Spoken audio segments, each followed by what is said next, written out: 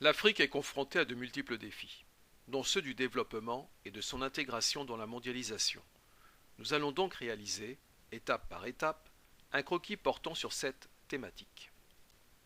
Il faut, en vis-à-vis de la carte ou sous celle-ci, dresser la légende organisée et structurée par des parties de ce que vous voulez mettre en scène.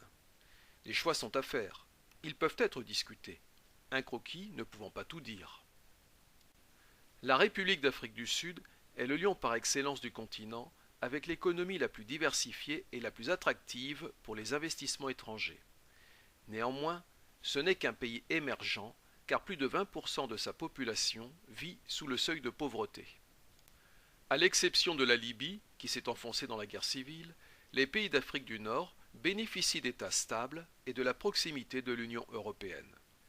Exportation d'hydrocarbures, tourisme, délocalisation industrielle tirent en avant la rive sud de la Méditerranée.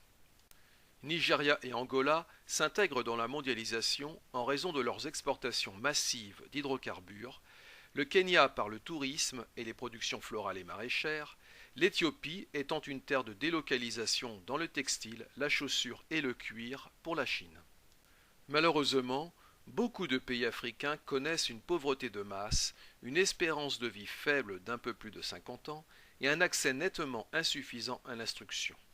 Il s'agit des pays les moins avancés.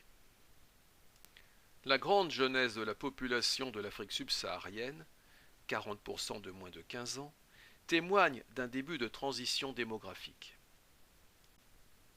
Le continent compte quelques grandes métropoles multimillionnaires et deux grandes mégapoles, le Caire et Lagos, assez bien connectées au monde. Ce continent est un grand fournisseur de matières premières et de sources d'énergie, ce qui permet son intégration dans la mondialisation. 5 États se distinguent nettement par leurs exportations d'hydrocarbures: Algérie, Nigeria, Angola, Soudan, et normalement la Libye. L'Afrique regorge de minerais, or, uranium, etc., et de pierres précieuses. Parmi les principaux producteurs, on peut retrouver le Libéria, le Niger, la Zambie et la République démocratique du Congo. La forêt équatoriale est lourdement exploitée pour exporter du bois et développer des cultures d'exportation, comme l'ananas, le café par exemple. Écologiquement, cela prend trop souvent une dimension catastrophique. Maroc, Tunisie et Égypte sont les destinations touristiques les plus prisées par les Européens. Quelques autres pays en bénéficient aussi, comme le Kenya. Une poignée de pays concentre l'essentiel des investissements directs étrangers, car leurs ressources naturelles sont indispensables à l'économie mondiale. Maroc et Tunisie sont aussi des pays ateliers pour l'Union européenne en raison de leur proximité géographique. 40% du commerce africain se fait avec l'Europe, 32% avec l'Asie et 10% avec l'Amérique du Nord. Ce commerce d'import-export est animé par quelques très grands ports: Casablanca et Tanger au Maroc, Port Saïd en Égypte, Abidjan en Côte d'Ivoire, Le Cap et Durban en Afrique du Sud. Ceci entraîne l'émergence de grandes interfaces maritimes mettant en contact l'Afrique avec le reste du monde. Certains points de passage sont d'une importance stratégique majeure pour le commerce mondial: détroit de Gibraltar et de Bab el-Mandeb, le canal de Suez et le cap de Bonne-Espérance. Plusieurs pays connaissent des conflits liés à des mouvements islamistes, à des affrontements interethniques, à des interventions extérieures, etc. La piraterie est une menace dans le golfe de Guinée et au large de la Somalie pour le commerce international.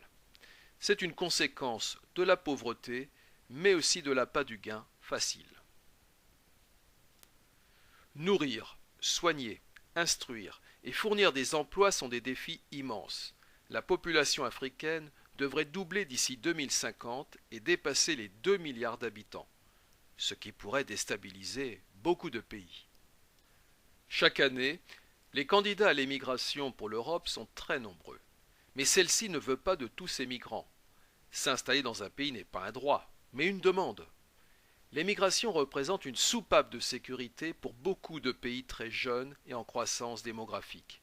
Cela représente aussi des retours financiers à travers les remises des émigrés aux familles restées au pays.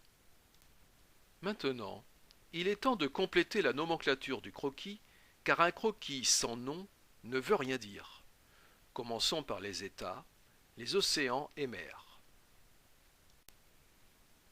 Ensuite, il faut reporter le nom des métropoles et des très grands ports. Maintenant, le travail est achevé, il ne reste plus qu'à l'apprendre. C'est le moment de s'entraîner. Il faut tout d'abord maîtriser la légende et être capable de la restituer entièrement, ainsi que le titre du croquis. Ensuite, il faudra s'occuper de compléter le croquis. Vous allez pouvoir positionner sur la carte muette les plages de couleurs et figurés correspondant à chaque élément de la légende. Vous allez retrouver le même défilement que précédemment, il suffit donc de jouer avec pause.